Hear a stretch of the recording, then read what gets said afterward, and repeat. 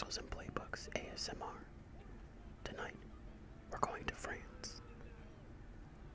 And since we're playing Assassin's Creed Unity, you might think we're going to talk about the French Revolution, the guillotine, Louis XVI, Marie Antoinette, the storming of the Bastille, and eventually, we probably will.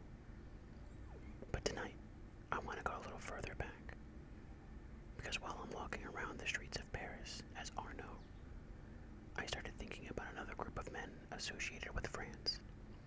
4 men, technically.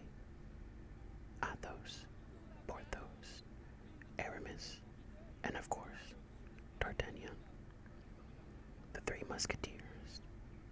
And yes, before somebody immediately heads into the comments, I know, we're in the wrong century. Assassin's Creed Unity primarily takes place during the French Revolution in the late 1700s. The Three Musketeers begins in 1625.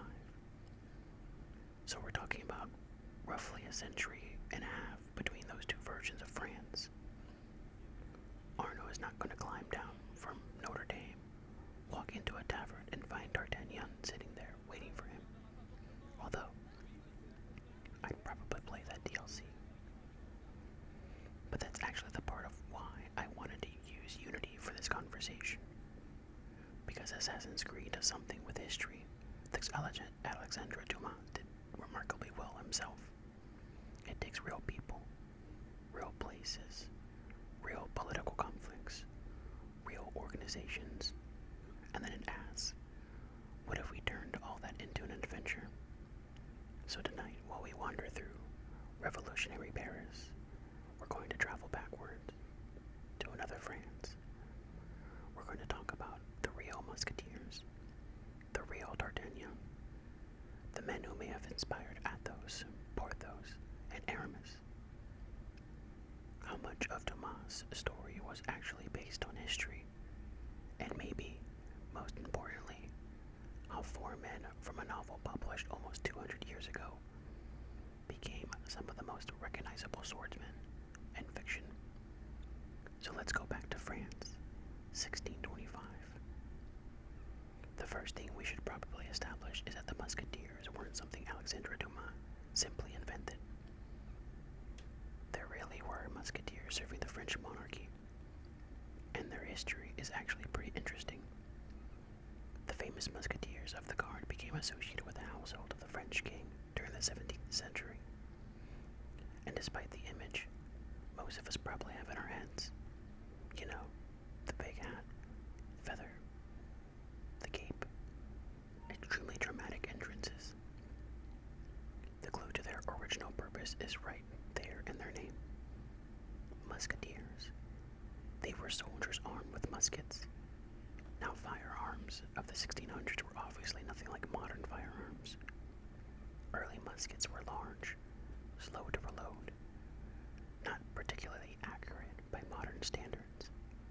So a soldier couldn't simply rely on firing his weapon repeatedly if someone got close, which meant that these 3 men also carried swords. And over hundreds of years of books, paintings, theater, movies, television, and games, the sword became the part everybody remembered. Nobody sees the 3 Musketeers and thinks, oh yeah, those guys with the guns. We think sword fights, dueling, fencing, swashbuckling, and one very famous phrase, all for one and one for all. We'll come back to that. Because even that gets interesting. But first we need to talk about the man who made these characters famous. Alexandre Dumas. Alexandre published The Three Musketeers in 1844, and right away, notice something important. The story takes place in the 1620s. Dumas is writing it more than 2 centuries later. So The Three Musketeers was historically fiction, even when it was new. That's something I think we forget sometimes. It's almost like somebody today writing a giant adventure story set around the American Revolution. Dumas wasn't documenting events he had personally witnessed. He was looking backward. And he was looking backward through another source. Dumas drew heavily from an earlier book attributed to Gaëtan de Courtils de Sandras. Apologies for the mispronunciation. That book presented supposed memoirs of D'Artagnan, and Dumas saw the potential. Take historical figures, take court politics, take the duels, conspiracies, romances, take friendship, and add a young hero trying to prove himself, and turn everything up, way up. And that's basically how we get the version of the Musketeers that survives in popular culture today. But here's where things get even better. Because D'Artagnan wasn't completely fictional. There really was a D'Artagnan. His name was Charles de Batz de Castlemore. He would eventually become known as D'Artagnan, and he served Louis XVI. Now, the timeline of his real life doesn't match Dumas' story perfectly. Dumas moved things around, changed details, combined history with fiction. Basically, he did exactly what historical fiction writers still do today. And honestly, exactly what Assassin's Creed does. That's where I think Unity becomes such an interesting game to have running behind this conversation. Because when you're playing Assassin's Creed, you'll occasionally meet someone and think, wait, was this person real? And sometimes the answer is yes. But the first you're interacting with obviously isn't a documentary recreation. It's a fictional interpretation of a historical person. Dumas was doing something remarkably similar. His D'Artagnan is a young Gascon who traveled to Paris hoping to join the Musketeers. He's ambitious, hot-headed, brave, and extremely willing to challenge people to duels. Which brings us to one of my favorite parts of the beginning of the Three Musketeers. D'Artagnan manages to get himself scheduled for not one, not two, but 3 duels on the same day against Athos, Porthos, and Aramis. That's an incredible introduction to a group of characters. And instead of killing each other, circumstances eventually force them to fight together. And that's the beginning of the friendship. But the real D'Artagnan had a much longer and more complicated military career. He served the French crown. He carried out sensitive missions. He became a trusted figure. And unlike a lot of legendary characters whose historical inspiration is incredibly vague, D'Artagnan's life really did contain the ingredient for an adventure story. Maybe not exactly Dumas' adventure story, but enough that you can understand why a writer would look at this man's life and think, yeah, I can do something with this. And Dumas certainly did. So if D'Artagnan was based on a real person, what about the other 3? This is where things become a little murkier. There were historical musketeers with names that appear to have helped inspire Dumas' characters. Athos is generally connected with Armand de Siligue. Porthos has been associated with Isaac de Portel, and Aramis with Henry Aramis. Those names definitely didn't roll off the tongue quite as easily as Athos, Porthos, and Aramis. But that's part of what Dumas was so good at. He takes these traces of history and creates characters who almost feel mythological. Athos becomes older, mysterious, almost fatherly member of the group. He's calm, experienced, and there's always that feeling that this guy has seen some things. Porthos is larger than life, proud, flashy, strong, enjoys luxury, and he definitely wants everybody to know when he's entered the room. And then Aramis, more refined, intellectual, a man who seems to exist somewhere between religion, politics, romance, and extremely dangerous. throw D'Artagnan into the middle of these personalities. The young guy, the outsider, the one trying to earn his place, and suddenly you have a perfect adventure group. There's actually something very modern about it. You could put that character structure into a movie today, and it would still work.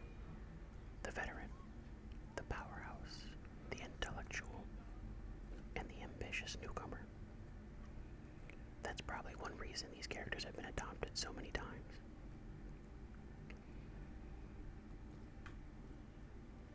The chemistry is almost built into the concept.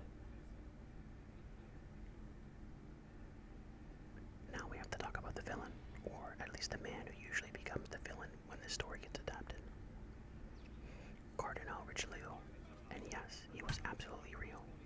Armand Jean Duplessis. Cardinal Richelieu was one of the most powerful political figures in 17th century France. He served as a chief minister under the king, and is another place where fiction has completely transformed the way many people remember a historical figure. If your introduction to Richelieu came through the Three Musketeers, he's basically the guy sitting in the dark room plotting something. And usually it's typically about someone about to get poisoned. But real politics are obviously more complicated than that. Richelieu was trying to strengthen royal authority and French power during an incredible complicated period of European history. That doesn't mean he was some harmless, misunderstood guy. This was the 17th century European power politics. These people weren't exactly resolving their disagreements over coffee, but turning Richelieu into a clear antagonist makes the story work. And this is another similarity with Assassin's Creed. History is messy. Stories usually want clarity. A revolution doesn't happen because one evil person wakes up one morning and decides to ruin France. Political conflicts involve economics, religion, class, power, personal ambition, international rivalry, generations of decisions. That's difficult to turn into an adventure story, so fiction gives us a face. Faces of heroes, villains, rivals, secret organizations, and suddenly something enormously complicated becomes understandable. Not necessarily historically perfect, but understandable. And this is probably where the real Musketeers become even more interesting to me. Because when we imagine them now, they're almost superheroes. One Musketeer can fight 6 guys. D'Artagnan can apparently duel somebody before breakfast, fight another guy at lunch, save France in the afternoon, and still have time for romance that evening. But actually, sword fighting was very dangerous. There wasn't a health bar, there wasn't a checkpoint, there wasn't a little bottle where you could drink and suddenly regain your health. One mistake could kill you. Even an injury that wasn't immediately fatal could become extremely serious because medicine was nowhere near what it is today. And dueling itself became such a problem in France that authorities repeatedly attempted to suppress it. Think about that for a second. Young men were basically killing each other over honor, an insult, a disagreement, someone looking at someone the wrong way, and the government essentially saying, guys, could you please stop stabbing each other? And most of them were like, no. There's something about the culture of honor during this period that is difficult to completely understand from a modern perspective. Your reputation mattered enormously. Backing down from a challenge could damage your social standing. So when D'Artagnan immediately started challenging people, this isn't just Dumas making him crazy. He's exaggerating something that existed within that culture. Although D'Artagnan is definitely a little crazy. And now we get back to the phrase,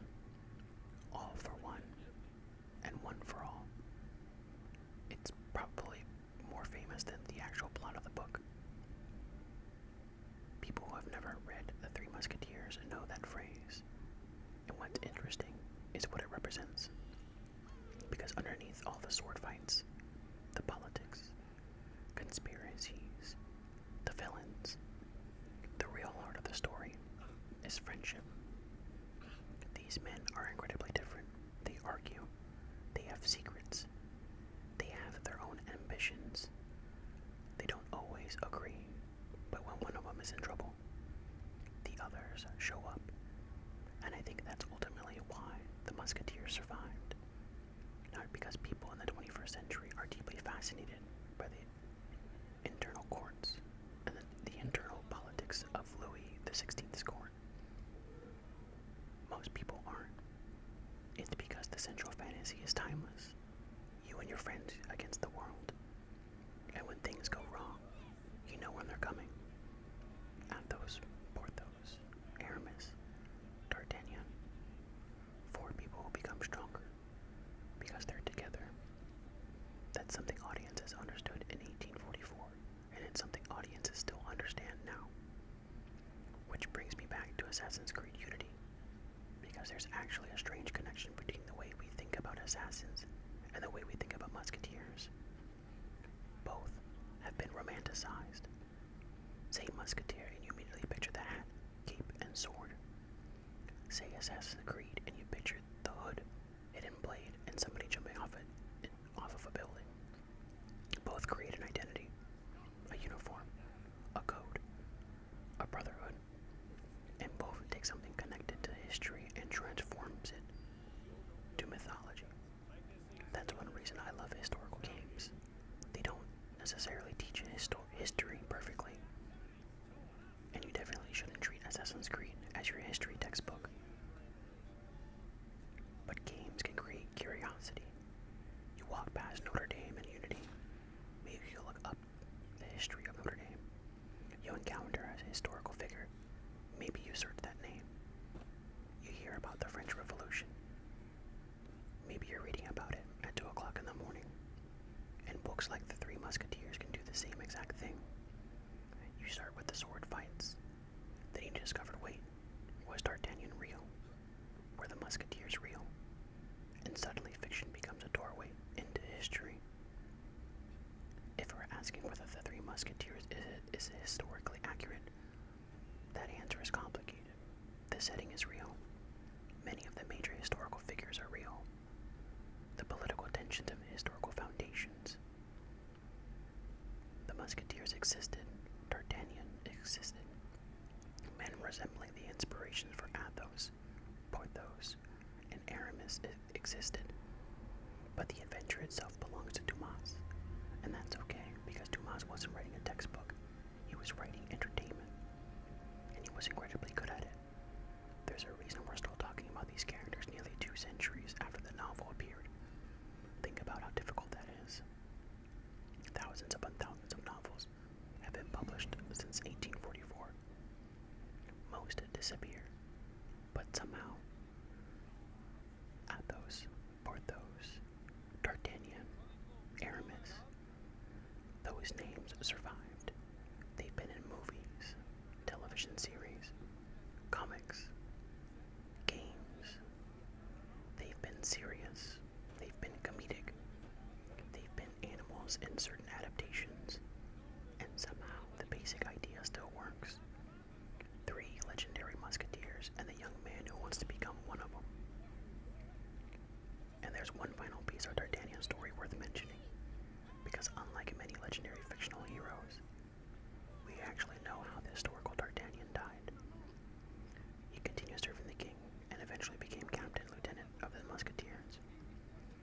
In 1673, during the French-Dutch War, D'Artagnan was killed during the siege of Maastricht. And there's something strange about reading that after knowing the fictional character, because suddenly the legend becomes human again. This wasn't a guy swinging from chandeliers in adventure stories. This was a real soldier, a real career, a real life, and eventually a real battlefield where that life ended. Dumas would give his fictional version of D'Artagnan his own dramatic journey, but underneath the fiction was the memory of a man who served the French crown, and centuries later, we're still saying his name. So maybe the strangest part of the Three Musketeers. The story is fictional, but not completely. The characters are fictional, but not completely. The history is real. It's somewhere in between. History becoming legend, and legend becomes entertainment. Which, when you think about it, is exactly what we're doing right now. Playing Assassin's Creed Unity, a fictional story taking place inside a real revolution, and a recreation of a real city, meeting fictional characters alongside historical people. While talking about a fictional novel inspired by supposedly historical memoirs about characters who were based on real soldiers, history gets weird. And I love it. Maybe that's why stories like the Three Musketeers continue to survive. They make the past feel alive, not necessarily exactly as it happened, but alive enough that you want to know what really happened. And sometimes, that's all it takes. You play a game, you watch a movie, you read a book, something catches your attention, you look it up, and 3 hours later, you're reading about the 17th century French military organizations when you're supposed to be sleeping. So the next time somebody says all for one, you can tell them that behind those 4 legendary characters, there were actually musketeers. There was a D'Artagnan. And somewhere underneath all of the fiction, there is a little bit of history. Anyway, I think Arno and I have spent enough time in the wrong century. If you enjoyed tonight's combination of gaming, history, and extremely unnecessary amounts of information about French swordsmen, and their names being mispronounced, you're in the right place. This is Pixels and Playbooks ASMR, and I'll see you in the next one.